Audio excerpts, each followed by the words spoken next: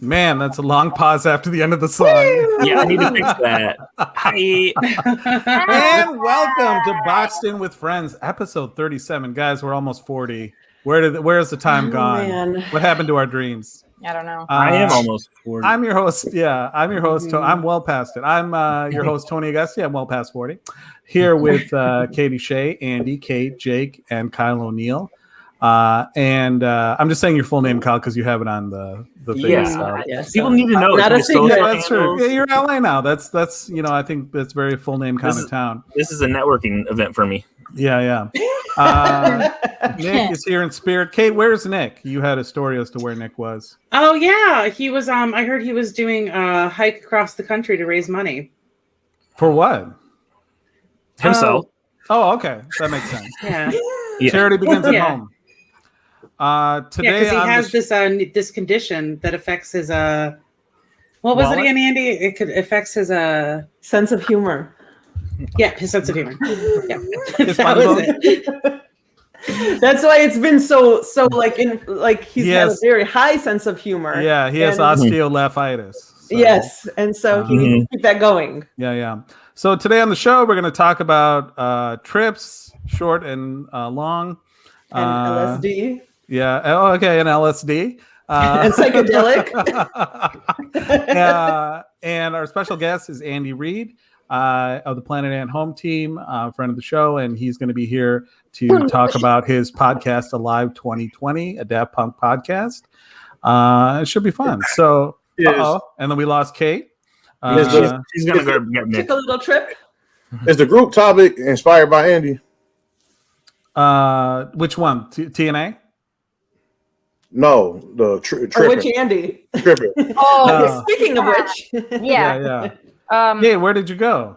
I don't know. I felt like leaving. Okay. Also, we'll be playing a game. So if you're watching, please leave your suggestions in the comments. What can they be? Anything? Like yeah, I think they could be objects. They could be occupations. People. Anything. Okay. Anything that strikes your fancy. We'll work Well, with. first off, let's do a quick survey among the group. T Yes, or yes. A? Are you a Tits or tit ass? or you ass? Yeah. Gotta So, know. Katie, go for it. I'm going to guess. I have my guess. Well, my answer is ass. Yeah, I just All the remembered you way. said it in the pre-show. Mhm. So Yeah. I am also an ass man. Mhm. Andy. I am. I was tits. Then I've become more ass the older I've gotten. Really? What do you attribute that to? Well, because I feel like I had a little bit of an ass, and so I was very self-conscious of it, and so it's like you always want what you don't have, and I didn't have very big titties, so I was always like, oh, titties. But then I was like, no, you know what? I think the ass has it. So yes. Ass has really been celebrated like never before. We're living in the golden age of ass. Yes, and you I know, agree. Yes. it is something that I have always admired. Mhm. I've always Mhm. been proud of, and I'm really glad that I don't have to feel shameful for Your ass. my butt. No. Yeah. No. Opposite. Kate, where do you stand on this crucial Ass. topic? Oh, okay. Wow. This is over. Oh, That ass, that ass. Jake. Always ass. Yeah, I'm ass, fixing man. I'm fixing my shit. Ass. You say ass never been celebrated it's been celebrated like it's never been celebrated before. Like black communities always celebrated ass, always celebrated ass. Now I think it's been celebrated more before because that's when. Even in the 50s? Huh? Even in the 1950s, the black community celebrated ass? Yes, we've been celebrating Okay. that. I don't know about the 50s. Okay, I just wanted, because you're like always. I'm like, wow. I mean, as long as I've been alive, celebrated that. Okay, and you, Jake, you also said you knew what Kyle would say. So you're going to make your prediction now. Okay, I know Kyle. He's probably going to say my ass. Not meaning his own or yours? His ass or your ass? My ass. Okay. That's Kyle's answer. All right, no. No, Kyle, what is your my answer? ass, of course. I think about butts like so much that it's a problem. Yeah. So what we would say here is that this group is unanimous. Foreshadowing of our game to come. I think. Yeah, ass is in my like top 5 favorite things. Yeah. Oh, they're just Tom nice. Schultz. Wow. So far, universal. It ass. is. Yeah. It's Universal. the first thing I look at on a girl. Oh, me too. Yeah, me too. I shouldn't admit that. Yeah. I mean, it's fair. I mean, I guess you could assume that by our answers. I look at her personality and then the butt. Well, to be fair, you can't really look at a personality immediately. Yes, but you can a dunk. Yeah, it's some have their own personalities. I maintain this is true. Yeah, it's more so not just ass, but like a fucking dunk, like a donkey. Yeah. It's gotta be like Oh my gosh. Donkey, ass. What? Oh, you're making that connection. What? Is Ah. that always a thing? Well, donk is it's at least the 90s. I feel like Bumper. the face and the face and the ass have to match. You know what I mean? Well, there's a lot of You said a face has to match. Yeah. So it got to be a crack has to go through their face. Yeah, well, yes, there's a lot of faces that look like ass. So Well, that's my point. Is we don't need Like with a booty chin. yeah. Those John Travolta. Oh yeah, I think I might have a cleft in my chin. What if our entire body was one butt crack? Wow, That's amazing. Mm-hmm. Second topic. We'll get off ass. I know we could talk about it the whole show, but we're gonna change over. So there's been this theory going around in pictures that if you're vaccinated, that a magnet will stick to your skin. First of all, I'm assuming nobody here believes it. I can see it. Okay. We've all, well, not all of us. Some of us have our magnets. Oh, I'll fucking grab a magnet. Okay. Why didn't you do it when we were talking about it? You were here and we all talked about this. Yeah. He was primping. He was too busy primping. Yeah. All right. Well, let's see. Anywhere on the Don't get mad at me. Don't get mad at me. Could never be. All right, Kyle, well, why don't you go for a stick? A disclaimer: none of us have tried yet. Yeah, we're trying this live on the show. Waiting to do this live. Yeah. So, Kyle, why don't you go first since you're the most prepared? And is it anywhere on the skin or where you got your injection? Where you got the vax? Okay. Yeah. Okay. I'm ready. Yeah. Yeah. Oh. Wait a minute now. Yeah, it's real. It's a sticker. Is that a magnet or is that really a magnet? Yeah. Oh my God. Wow. Okay. I'm nervous. It's me on the magnet. Oh wow. Oh, that's cute. You've got your own merch. Yeah. Mine is not sticking. Okay. What's that? Do it again. Mine, all right. Well, you do yours, and mine just dropped, so I gotta go get it. But do you think it's because you're pressing it? Well, Andy, press it and see what happens. Oh. No, it fell. Okay. I think mine was kind of high up. I got the Johnson & Johnson, just saying. No, that bad boy ain't sticking. Yeah, I'm going to try now. Let's see. Yeah. I was legit nervous for a second. Yeah. Why is Kyle sticking? All right. No, you heard it drop. Yeah. You heard it drop. You heard it drop. Officially. What kind of magnets are those? Those are sticker magnets or the actual magnets? I'm using an actual magnet. I'm using an actual magnet too, but all right. So disproved. We should disprove an urban legend like every Myth week, busted. or like Disproved. you know, it's not a busted. TikTok thing every week.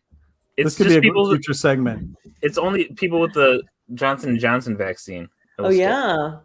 Oh really? Okay. Oh wait a minute. Oh my Callie, God, you're the only one that's gotten it. It's like legit sticking to your arm. That's Wow. crazy. That's terrifying. I can also. Oh. But your whole body's been magnetized. Yeah. Oh, shit. I went to a restaurant for the first time in more than a year.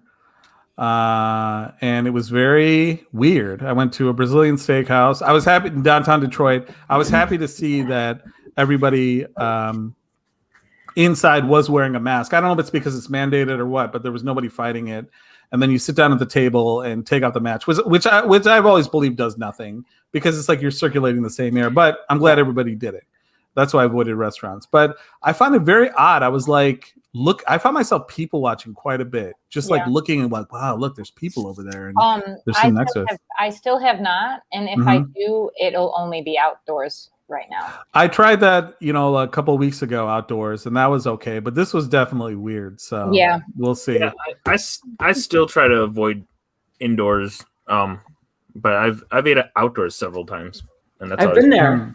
Yes, we Andy and I rooftop. We rooftop dine. Ah, yeah, that's our thing. We go to rooftop bars. Yeah. Now, speaking of rooftop bars, a couple of you have been on vacation. That's called a great transition, guys. Oh, hell yeah, it is. And so I thought we could talk about it. First off, Caitlin, you've been camping all over the place. Why don't you tell us a little bit about that? We spent over a week living in a car camping from, we started in South Dakota and did the Badlands, and then we did Teton. That's Teton National Park. Okay. That is, Wow. we hiked that, and the elevation there was like 6,902 feet. Wow. So it was like over 2 miles up into the mountains. Did you notice like the air being thinner and stuff like that? Not really, but it was cool. Like the air was cool enough that like it was kind of hard to tell. I do think I should have brought my inhaler with me. I had it in my purse. I just didn't have it on me on the hike. As you could see, the water was still frozen. So a lot of the spots where we kind of went in the off season. So a lot of stuff wasn't open yet. And then a lot of the hikes, just from like the internet, based on like the internet, a lot of the people that were posting that they tried certain hikes, they were snow covered and they were difficult. So this was one that people had said that they were able to do, and there was minimal snow. So that was one of the hikes we did. That's the Badlands. That blew my mind. That was us watching the sunrise. So we got up at 5 and watched the sunrise, and we heard a pack of coyotes howling. Wow. And the birds were like insane. They sounded so pretty. You could like never see them, but you could just hear them constantly. Did you were the stars out? So when we camped in the Badlands that night, we were like getting into the tent, and like from far away you could like see these it's like crazy lightning. No thunder or anything, but the whole night it rained. Luckily we had our rain fly on, so we were like set. And then at Teton, we slept in the car. It got down to like 27 degrees at night. Wow. It was only like a high of like 45 during the day, but with the sun it was fine. But at night it was chilly, so we had like 0 degree sleeping bags, and we had like a pad in the car and everything, so we were like pretty bundled up. So it worked. Yeah, the sleeping bags were great. But yeah, we had the car we were in had like a moonroof, and like so you could in the middle of the night I would like get up and like roll over, and I'd look out the window, and like you could see the stars. It took a while to get dark there though. So like by the time we would get tired and get in the car to go to sleep, it was like just starting to like kind of get really dark. And you saw an animal, which we have some video of. Multiple kinds of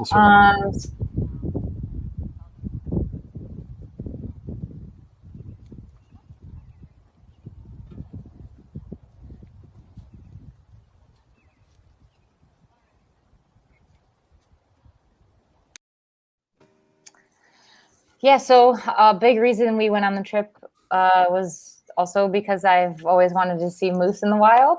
Mm-hmm. So that was our multiple. By that time they were in. That was our campground. So they were like hanging out every night in our campground, a mom and a baby. And what was your reaction to seeing one for the first time?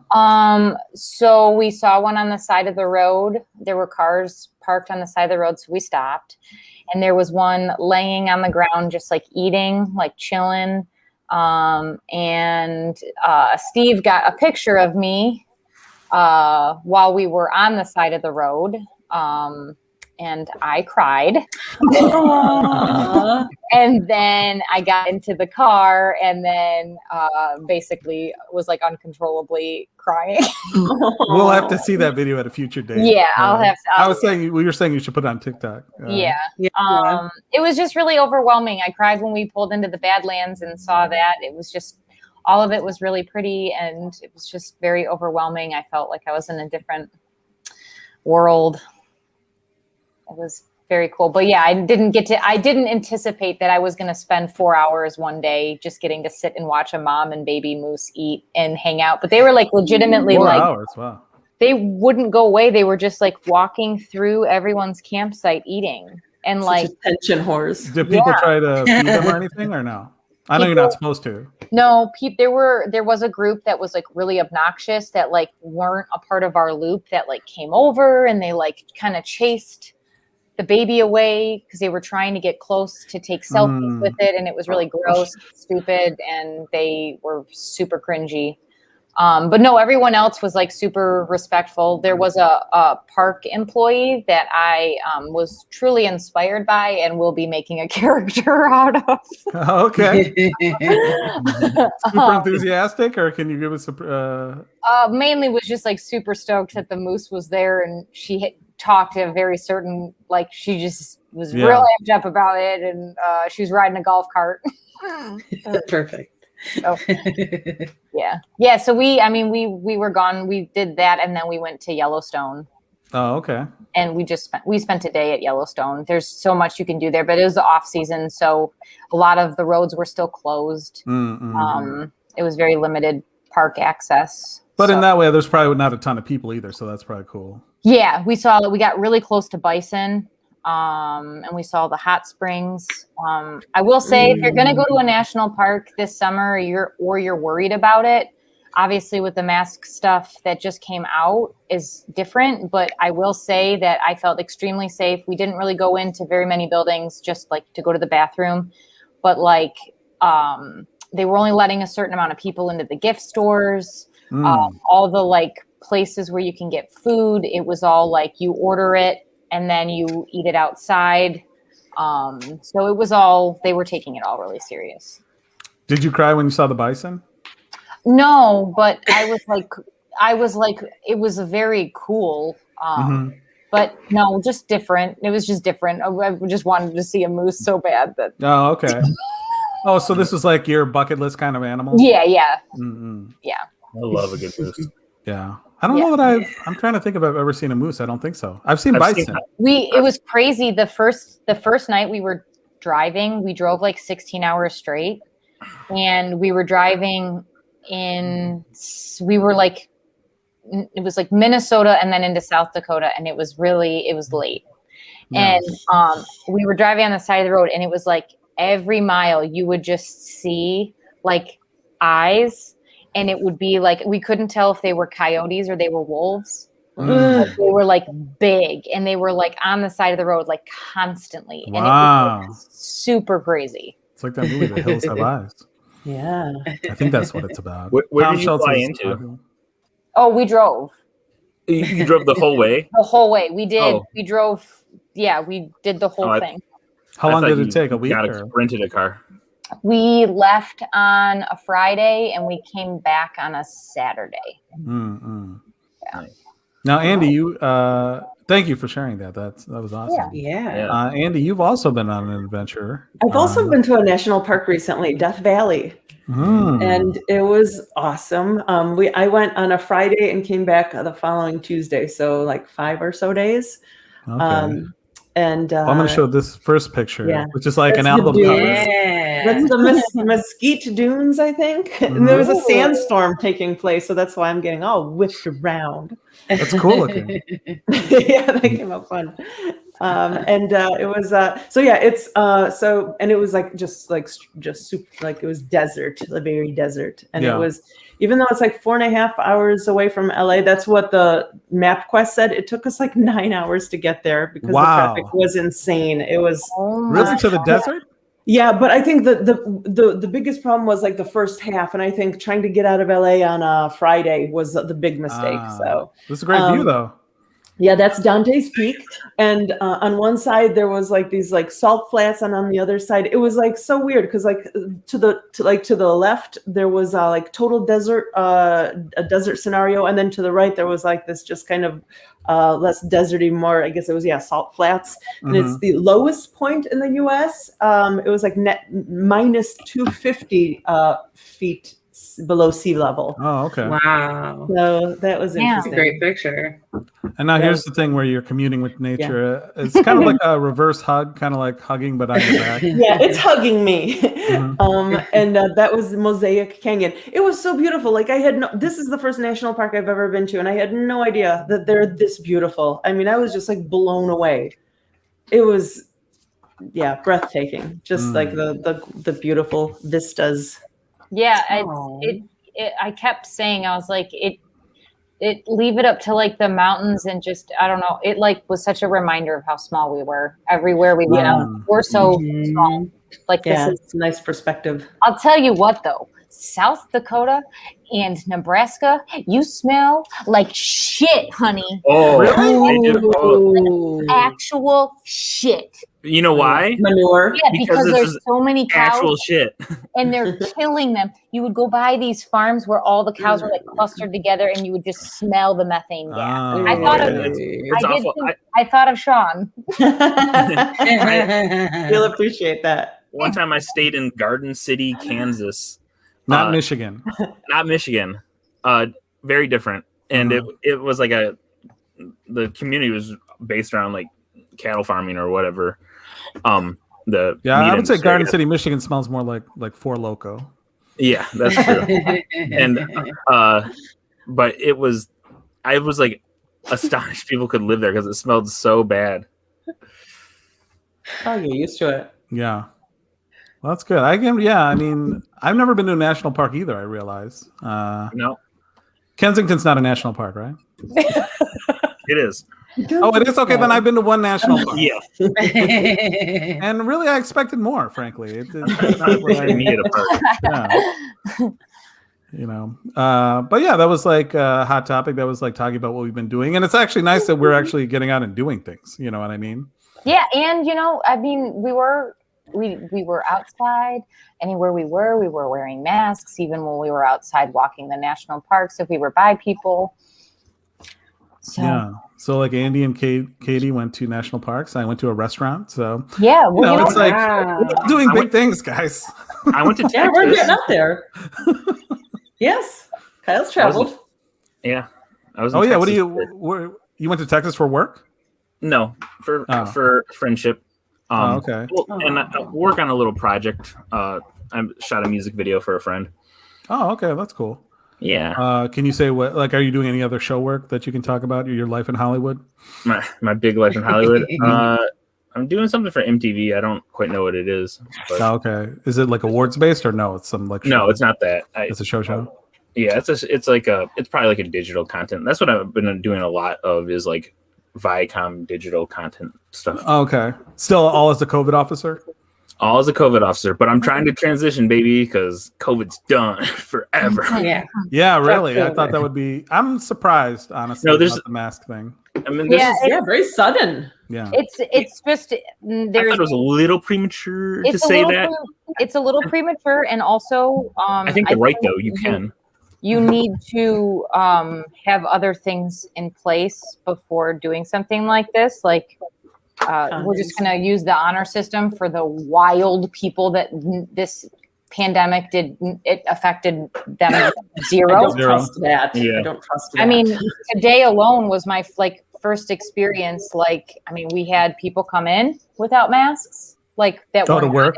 to not employees, just people. This business is, I think, in a bad position because it's like if they want to be on the safe side, then they look potentially like assholes, or people can get huffy puffy. Like, but it's I just kept thinking about today because I still wear my mask while I'm at work, but like I keep thinking about the like idea of like people walking around and like, okay, if I don't have a mask on, do I look like an anti-masker or am I'm vaccinated? Like there's this like, I don't know. It's just we can't. I don't know. It's going to take a long time for us to come back from this. Yeah. I mean, I think businesses have like no one addressing the like mental impact that this is going to have on people. Right. That's already had. Yeah. I mean, it's like my grandpa saving styrofoam cups from McDonald's. Like it's going to be stuff like we're going to have those types of. Yeah. Really, I don't know. I don't know if I'll ever feel comfortable going into big spaces without wearing a mask. Yeah. It's so there's so much still unknown and variants and all that stuff. Yeah. But summer's gonna be super horny. Yep, super horny. That's all that matters. Coming up later in the hour, Andy Reid is here to talk about his podcast, Alive. Speaking of super 2021 horny, Daft Punk Podcast. But we're gonna play a game first. I forgot who's hosting. Oh, I'll host. Andy. Okay, go ahead, Andy. Yeah. Take it away. So we're going to play a game called B-Movie. This is going to be Katie's first time, so we're excited to get her in the fold. And so we have been, Kyle's first time too. Holy crap. Awesome. Yeah. 2 noobs to the B-Movie. And so we've hopefully gotten some suggestions. I don't have, I can't. Don't make me do it again. Here we go. Okay. Wake up, Jake. I'll do it. Okay, Jake will do it. Awesome, Jake. All right, awesome. Jake is gonna assist with the suggestions, and so the way this is played is we're gonna take your suggestion and we're gonna say that a movie about blank was so bad, and then as a group, as close as we can come to syncing up, we're gonna say. How bad was it? Spoiler, we're not even going to get it once. Yeah, no, as per usual. And then the pun is going to follow. Hilarity will ensue. People might soil themselves with the light. I don't know. We'll see. Light. Yeah. So the setup is I once saw a movie about blank that was so bad, but also it doesn't have to be bad. It could be funny. It could be good. Just whatever sets up the pun the best. So what's our first suggestion? Golf cart. Oh, golf cart. Awesome. So the setup will be, for example, I once saw a movie about a golf cart that was so bad, and then we'll take it from there. How bad was it? Oh, yes, exactly. Thank you, Tony. All right, that's me then. That's me. Okay, so with the suggestion of golf cart. I saw a movie about a golf cart that was so bad. How bad was it? The main actor had no range. Oh, nice. Oh. I saw a movie about a golf cart that was so bad. How bad was it? It was really subpar. Very good. Nice. I saw a movie about a golf cart that was so bad. How bad was it? Oh, it should have gotten flagged by the FCC. Is that? I don't know. I saw a movie about a golf cart. I saw a movie about a golf cart that was so bad. How bad was it? It keeps getting longer. It was so bad. I left the theater, hopped in my caddy, and drove off. I saw a movie about a golf cart that was so bad. How bad was it? They just weren't putting the relationships first. Oh, nice. I saw a movie that was Katie, then Kyle. So bad. How bad was it? I couldn't even drive her home. Nice. All right, Kyle had one. Yeah. I saw a movie about a golf cart that was so bad. How bad was it? I don't remember. Wow. Of course. All right. Oh, We get a new suggestion? new suggestion. A new suggestion. How about we got a park ranger. Oh, that's Okay, as an occupation, Ooh. lovely. So with the suggestion of park ranger. I saw a movie about a park ranger that was so bad. Yeah. Oh, bad What was it? I don't know. I just couldn't bear it. Oh. I saw a movie about a park ranger that was so bad. How bad was it? I just looked at her Tetons the whole time. I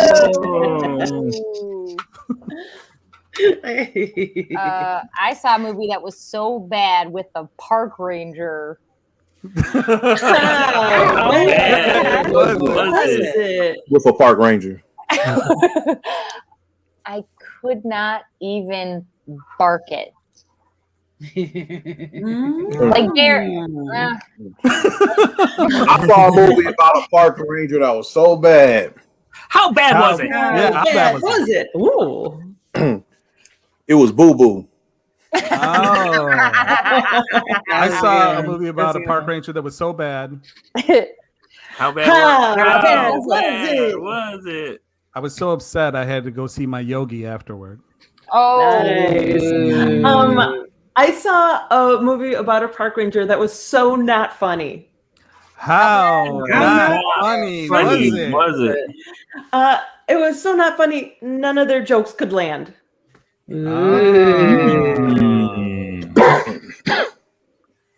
New suggestion. Yeah. Let's get Yeah. WrestleMania. Ooh. Okay. Oh, everybody got excited. That will be, yes. I saw a movie about WrestleMania that was How did oh, you're just Well, explaining. yeah, I was just, Okay. just repeating the suggestion. I saw a movie about WrestleMania that was so bad. How bad was it? My psyche felt like it was body slammed. I saw a movie about WrestleMania that was so bad. How bad was it? It made me want to suck it. Yeah. I saw a movie about WrestleMania that was so bad.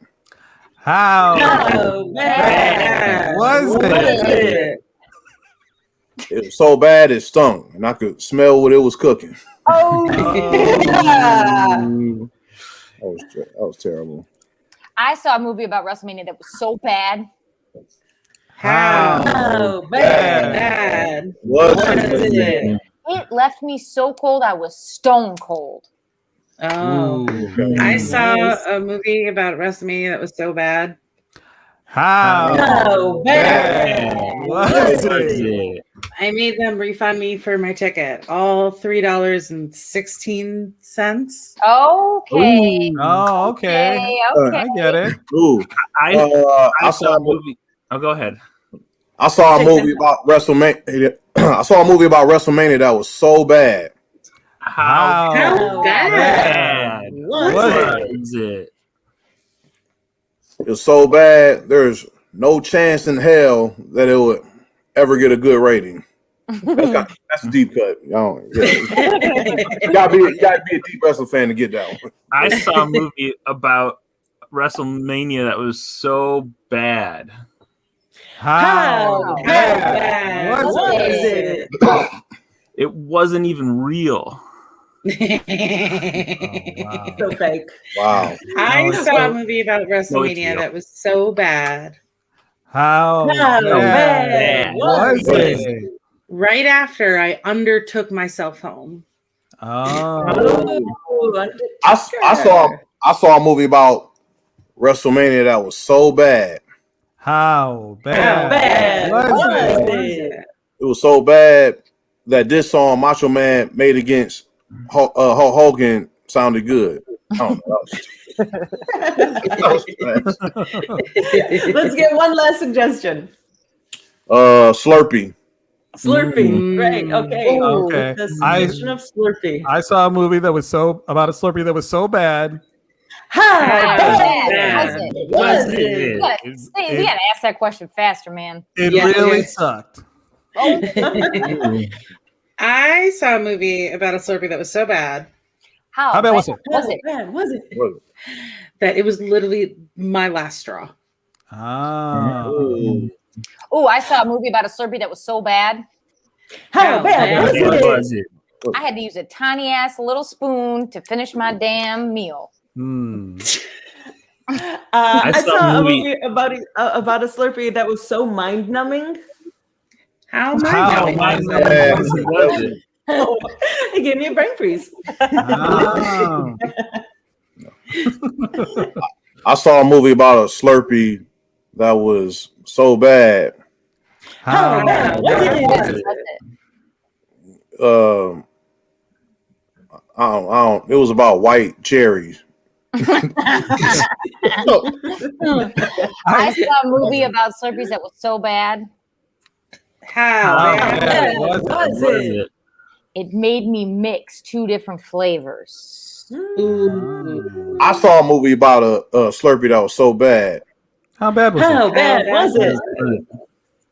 It made me get in my car and drive home in the slushy snow. I saw a movie about Slurpees that was so bad. How bad was it? It made me suicidal. Whoa. Isn't that thing where you mix all the flavors? Isn't that a thing? Oh, I guess. Okay. I was just genuinely concerned as your friend. Yeah, I know.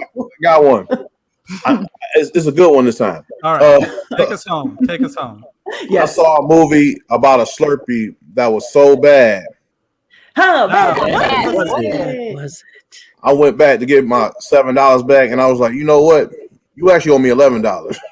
That was trash. One more? All right. No. And that was B movie. Okay. It was so bad it made me want to kill myself. Right? All right, that was B movie, guys. Thank you, Andy, for running the game. Yeah, of course. Thank you. One day we will say it all at the same time. I promise. We're gonna rehearse. We'll see. Coming up next, he is a fellow member with me at the Planet Ant Home Team. He's a friend to us all, and he has a podcast out. It's about something he's very passionate about, which is Daft Punk. And we decided to have him on to talk about it. Well, please welcome Andy Reid, everybody. Andy Reid. Welcome. Hi, Andy. Look at all you. Hi. Yeah. Hi, A lot of people. So yeah, thanks so much for being on. Yeah, it's so great to have you joining us. For having me in a box with the friends. Yeah. That's how we like our friendship, in a box. Yeah. So yeah, like as you can see on the screen, it's the podcast is called Alive 2021, a Daft Punk podcast.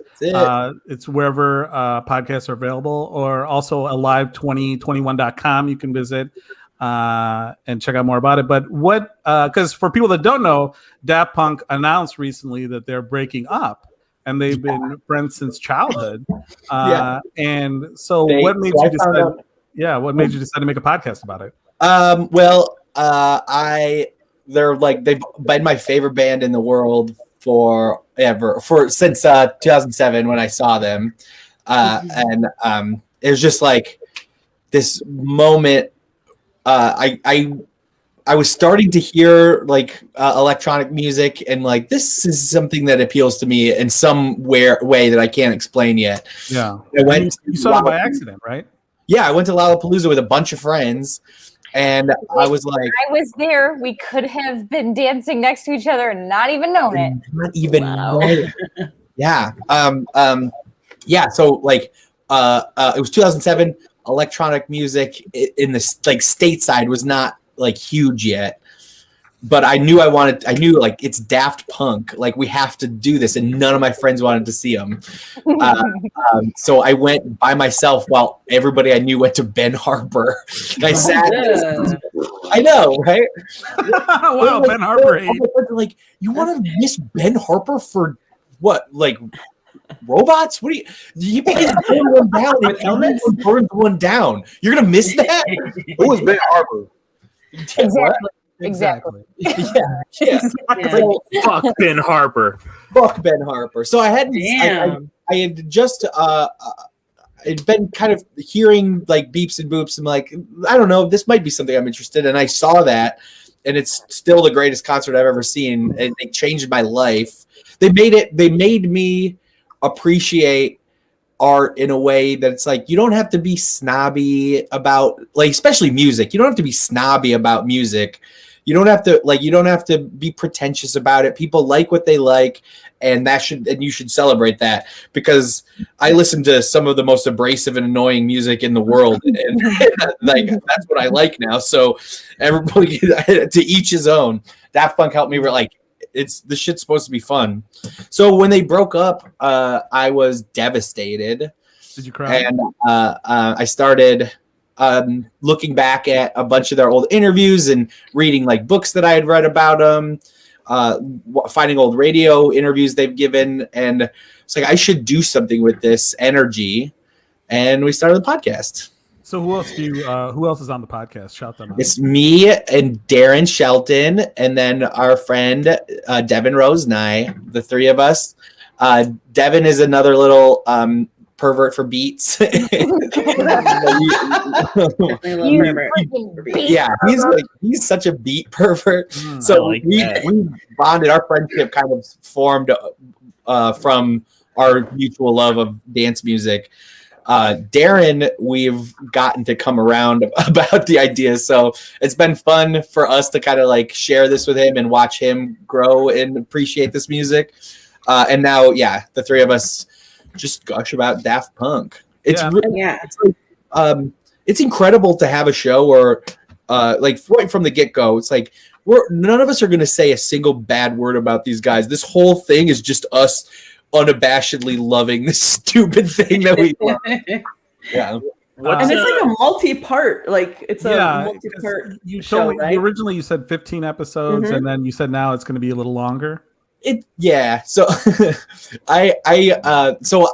Tony knows I came from the world of journalism, so this show is giving me you can tell in the podcast. Yeah, I listened to the first episode last night, and it's you do researched. a really good job at researching it, and it's very fun to hear you come to the table with it all, and you're so enthusiastic about it, and it's very nice. Yeah, it's awesome. I haven't gotten to like write like that very much in the last couple of years, so getting to like research something I love and write stories on it. We're like about halfway through. I've written over 30,000 words about these guys. The episode we did about Discovery, their like legendary album. Mm-hmm. I put the episode together. I'm like, guys, I think this is gonna be a long one. And the episodes are pretty long. Like I had a podcast too that had very long episodes. Yeah. And yours are like the first episode is like, or the official first episode is like 2.5 hours, I think. Oh wow. Yeah. That's some Pete Holmes territory. Yeah, I know. We had to break two parts of the Discovery one because we got done and looked at the clock. And we had been going for over 5 hours. Wow. Whoa. Yeah. So we broke that one up in two. But so it's I'm learning a ton about them because I'm getting very good at finding like old cached articles and stuff. But then so it's part history and report, part like we just listen to it and then talk about it every song, and they're not just musicians, guys. These are two modern day Renaissance men. Oh yeah. Go on. So they'll like each episode is about like a specific thing that they've done in their career. So like for example, after Discovery, they took that album and they made it a feature length anime space opera, and that's something that they did. They directed a silent psychedelic trip about two robots walking through the desert and deciding to be human. They've designed furniture as a group. They've done all sorts of crazy stuff. People know them for the music, but like the idea of Daft Punk is way bigger than that. Yeah. And there are also two guys that are like very set on like not having their identities. Like, I mean, we know their identities, but like they famously wear like robot helmets and stuff like that. Was it hard to find information on them? And like you said, you have interviews with them. Were those hard to find? Like do a subject on something where the people are kind of reticent? It depends. They don't want to. They put the helmets on because they want a normal life.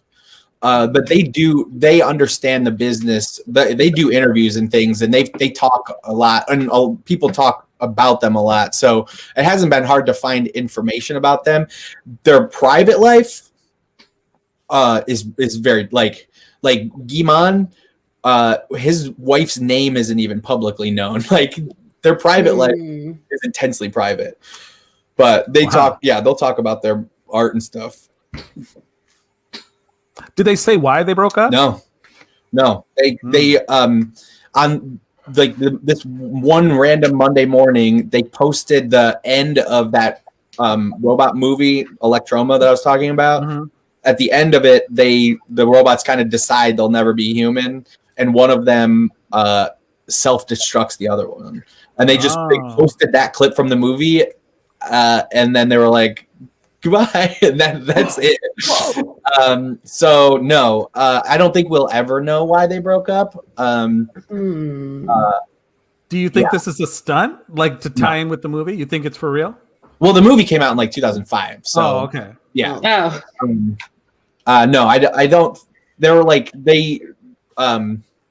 they're very like deliberate in their moves. I don't think that they would do it as like a stunt or anything like that. Yeah, it's surprising because from listening to the podcast, I know that they met, like they've been friends since they were like in 8th grade. Yeah, they met on a field trip to Pompeii, and they European kids live much better lives, right? Right? Well, they went to the Carnot school, so it's like they grew up like very well off. Like they went to this like really ritzy Parisian middle school that like dukes whatever go to. So they're like from rich families. Fucking dukes. Yeah, there. Dukes. Guimon, he comes from like royalty or some shit. Like Homem Christo was his great grandfather was introduced fascism to Portugal. Oh boy. What a legacy. That's sick, honestly. Sick. Yeah. That's so sick. So like his family's got some dark shit. And he's talked about it a little bit, like that his family's had to like deal with that past. And then Tomas's dad was a disco producer in the 70s. Who he retired to like a little village in the hills of Argentina that doesn't like their town doesn't even have internet. So I think that might be how like where they got their secrecy. It's just like that kind of stuff. Yeah.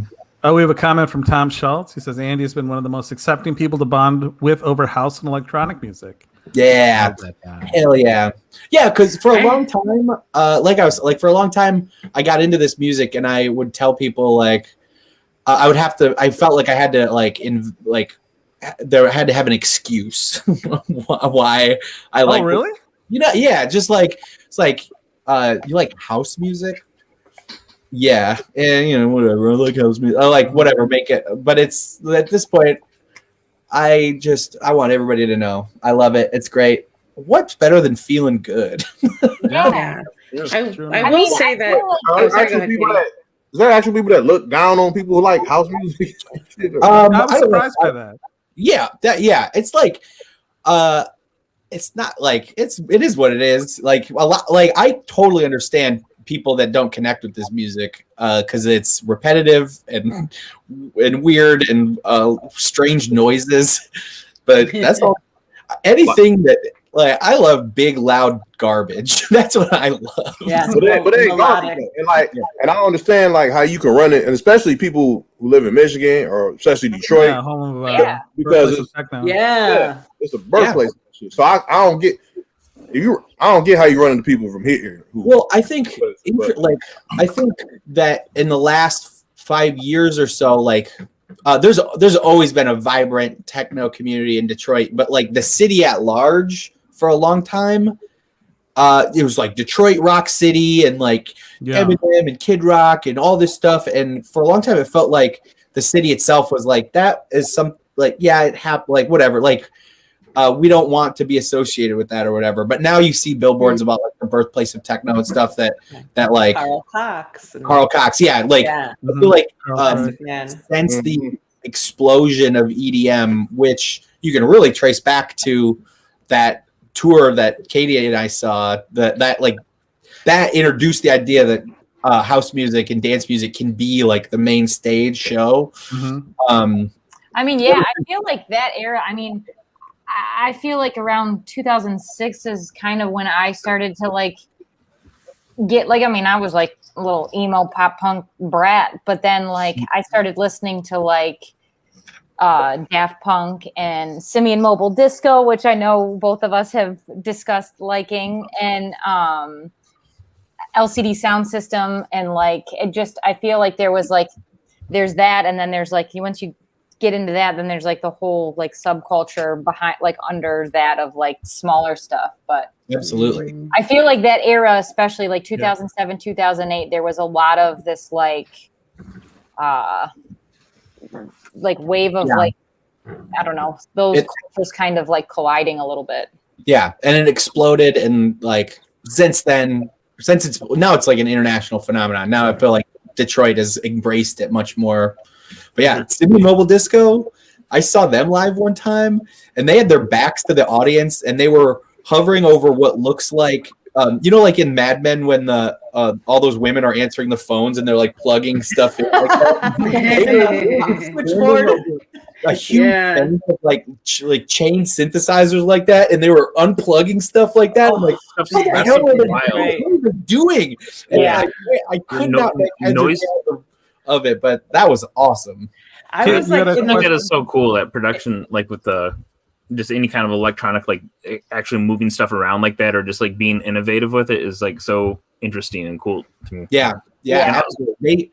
Those two guys are some of the biggest nerds in the world, and like when you get to that level of synthesizers, and like I'm gonna feed 7 synthesizers through this one, and like it's like I mean they're pretty much electrical engineers at that point. Like like it's so cool, like just seeing how people create just the weird sounds by just like changing this resistor here or whatever. Absolutely. Yeah.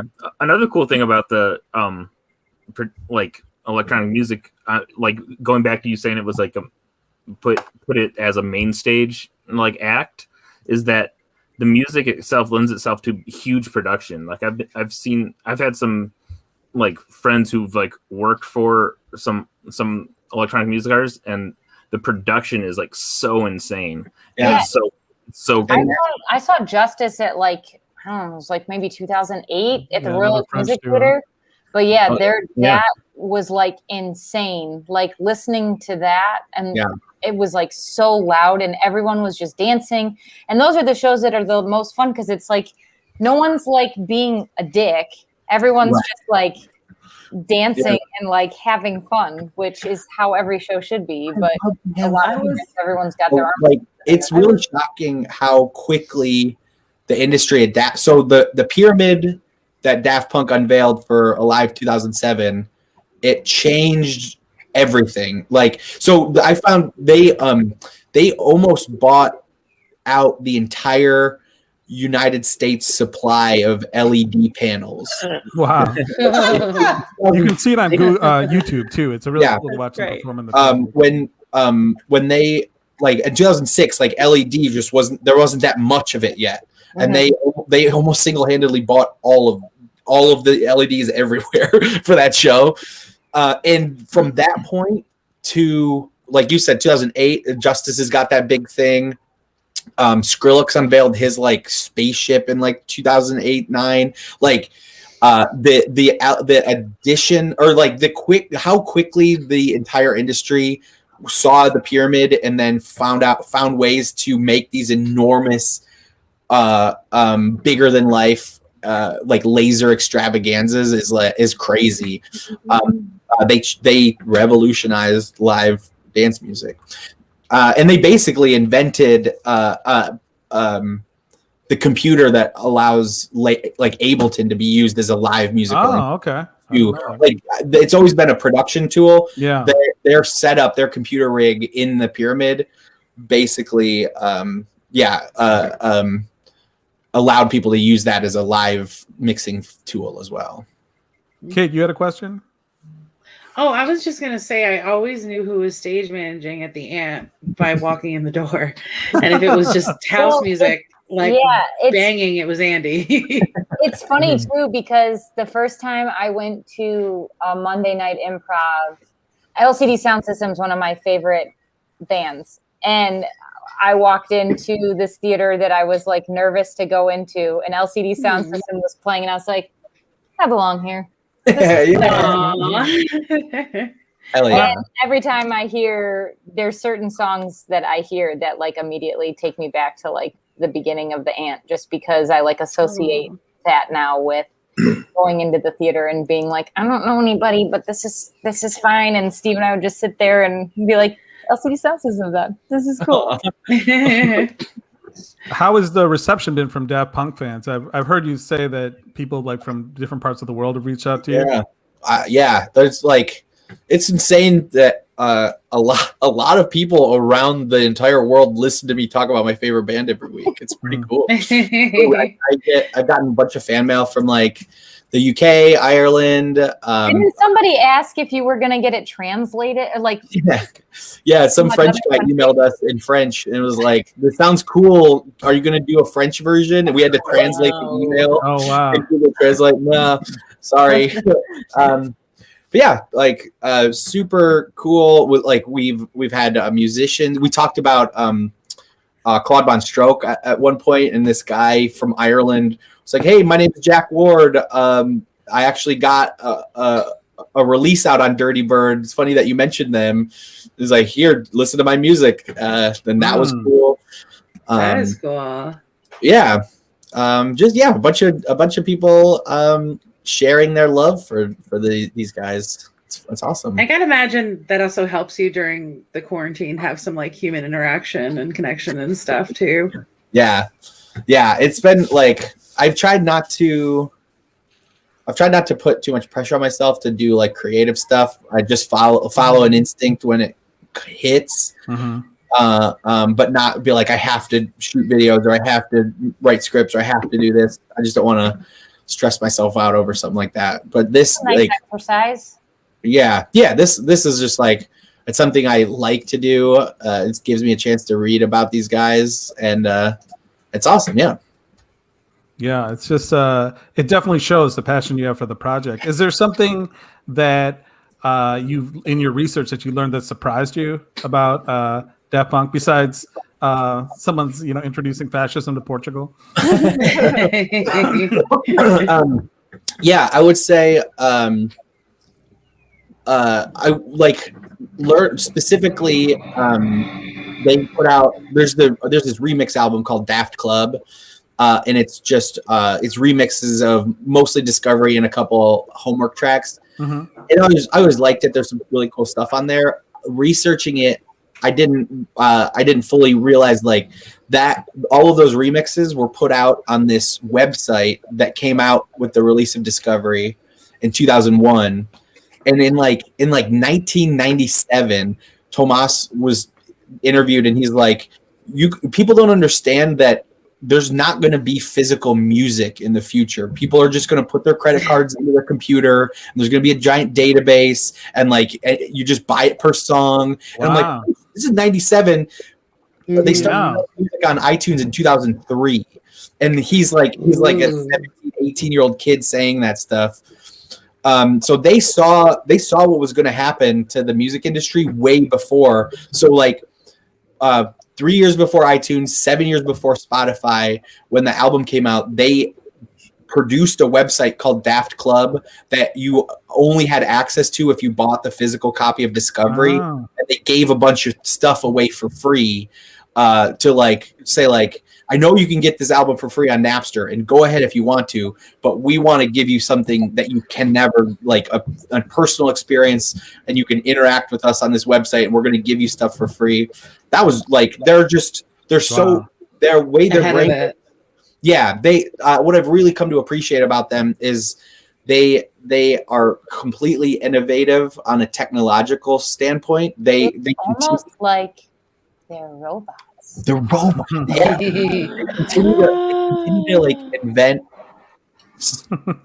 technology and recording techniques and things that will be used for generations. The pop music now, you can draw a linear line back to 2001 with Discovery, but as forward thinking as they are technology, they are always looking backwards for inspiration for their music. So there's everything that they create is deeply rooted and nostalgic in the stuff that they loved growing up. But they're completely forward thinking on the other end. So that's the coolest thing about them. Yeah. So for people wanting to get into Daft Punk, other than listening to your podcast, Alive 2021, the Daft Punk podcast, where do you recommend they start with Discovery or? Yeah. So, especially if you're not a huge dance music fan yet, I would start with Discovery because that's the most poppy and easily accessible one. Mm-hmm. Homework is just the party album. The live album is the best live album of any type of music in the world. And Random Access Memories I really love that album. Is beautiful music. I show people that don't like dance music and hear the Daft Punk stuff on the radio, and I show them some handful of tracks from Random Access Memories, and it blows people's minds that these two robots made an album that is orchestral and beautiful and rich and full and so yeah, that album is incredible. Wow. Well, Andy, thanks so much for being on. Like I said, you can check out Alive 2021, a Daft Punk podcast, wherever podcasts are available. And you can go to alive2021.com to find out more. You also do a Simpsons podcast called Homerphilia. Yeah, that one's way different. And yeah, way different. But you also said something during the Daft Punk podcast that every writer for The Simpsons has rich parents, which was really surprised me. I don't know. Yeah. There are a lot of. I don't know if you guys have noticed, do comedy. A lot of people that are successful in comedy have really rich parents. I've noticed that. Yeah, Nick Kroll. Nick Kroll is the son of a billionaire. Yeah. It's almost like they didn't have to worry about their financial issues. Right. They had all the freedom to just be creative. Yeah. I'm looking at you, Mom and Dad. Yeah, make some money, Mom and Dad. Money. But seriously, thanks so much. An 18 episode run, probably by the time it's all done. But if you're a fan of electronic music or definitely wanting to get into it or learn more about Daft Punk, I highly recommend it. And thanks so much for being on, Andy. I appreciate it. Thank you. And I love you guys too. I'm so excited. I miss you, Andy. Because for the first time in 15 months, it feels like there's light at the end of the tunnel. Yeah, we'll all be all together soon, hopefully. Yeah, I was gonna say, hopefully we can see you soon. Yeah, I will. I'll say I've for the last week or so, I've been at the theater cleaning and arranging. We don't have any plans yet, but it's so cool that although we don't have plans yet, we can at least start talking about it because I'm just getting so excited. It's there. Yeah. Time to dust it off. Yeah, exactly. All right. Thanks again, Andy. Absolutely. Thanks you so Andy. much. All right, Andy Reid, everybody. Bye, Andy. Andy. Hi, Andy. He was one of the first improvisers I saw when I moved to Michigan. And he was very funny. He great. Yeah. And what would you call him, a unicorn? I called him a unicorn, yes. Because I feel like there's certain people I feel like in the improv community that are just good at it all. And I feel like he's and he's on every home team. He's got the triple RIP Pointless, but Triple X. I have a feeling though they'll be at theater stepping up to take that mantle soon. Not soon, but eventually. What do you mean? What mantle? I don't know. I've been hearing things about a third theater opening up. Oh, Ann Arbor? I don't know what area, but or Detroit. It's very nebulous. But I'm hearing people talking. So make an official statement right now. Well, there's nothing official. I mean, this is just stuff word on the street. Word on the street. I'm hearing. Spill that kind of information and then just be like. I'm just saying, have hope. Have hope, people. Maybe are you Detroit. opening a theater? Maybe Detroit. I'm not opening a theater. Oh, I would like to. I'd be interested in investing in a theater. God damn it! I'm opening a theater in my living room. That's what's going on. Okay, the fine. Yeah, Jake spilled the beans. It's going to be Jake's Place. Jake's Place opening this summer. That's actually a name of a Ant Jam game. Jake's Place. Jake's Place? Yeah. Oh yeah, that's right. I remember playing it before. Andy's cheering in the background. You guys can't see it, but Andy's cheering right now after you said that. Tony getting hopes up against me. Look, I'm saying there's a void in the market and it will be filled. So I love it when my holes get filled. Prediction. My voids get filled. But that's our show, folks. It was thanks again to Andy Reid for being on. Check out Alive 2021, a Daft Punk podcast on Spotify, iTunes, wherever podcasts are available. And alive2021.com is the website that'll take you there the easiest. Thanks to Katie, Andy, Kate, Jake, Kyle, Nick here in spirit. Can I say the tickets are on sale for the Detroit Women of Comedy Festival? Yeah, sure, of course. Sure, I guess. Yes, and you want to announce you announced your headliner today. Yes. Yeah. Go ahead, Katie. Oh, we announced the headliner today that Mark Evan Jackson will be performing with Mama's Boy. Yay! And can we announce any other groups that are in it or no? We're gonna be in it. Yeah! Talking with Friends is gonna be on. I didn't know if we could say that or not. I just asked you, kind of insinuated. I wasn't sure either. Yeah, it's online. Everyone can go. Okay, we're in. We'll have a very special guest. Yeah. So check it out. Buy tickets, and we'll see you. I think the next show we have is the festival. The festival show. Yeah. So we'll see you then. Look for announcements. For Boxing with Friends, episode 38 will be great. Yay! And we'll be announcing a guest soon. Until then, we'll see you at the Detroit Women of Comedy Festival. Bye-bye. Bye. Bye.